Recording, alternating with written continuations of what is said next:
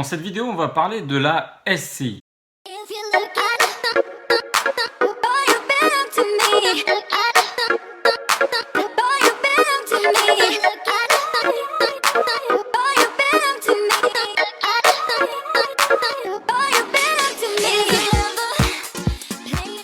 Depuis que j'ai commencé ma vie d'investisseur immobilier, j'ai toujours acheté en nom propre. Et c'est possible d'acheter uniquement en nom propre. Moi, dans ma ville, je connais un bailleur, il a à peu près une centaine de lots et il a tout acheté en nom propre. Aujourd'hui, j'ai décidé d'acheter en SCI et je vais vous expliquer pourquoi j'ai choisi ce système. Tout simplement parce qu'à ce jour, je prépare de très gros investissements.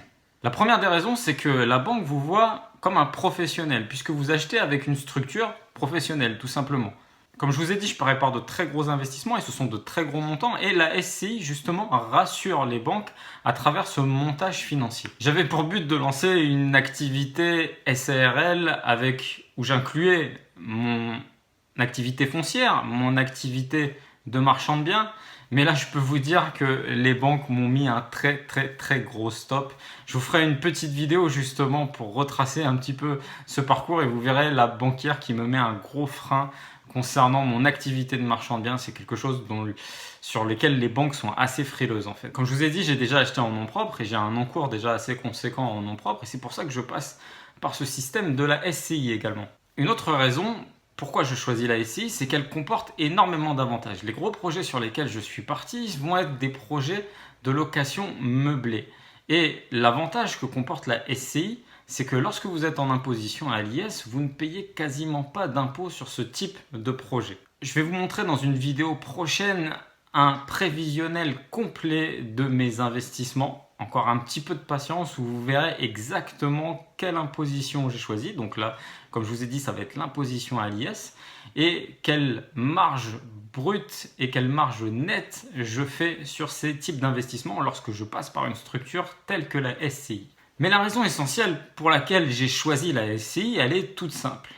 C'est que je suis père de famille et je suis forcément pas immortel et que la transmission du patrimoine via la SCI est quand même beaucoup plus simple que lorsque vous êtes en nom propre ou sur toute autre structure. La SCI favorise la transmission de patrimoine.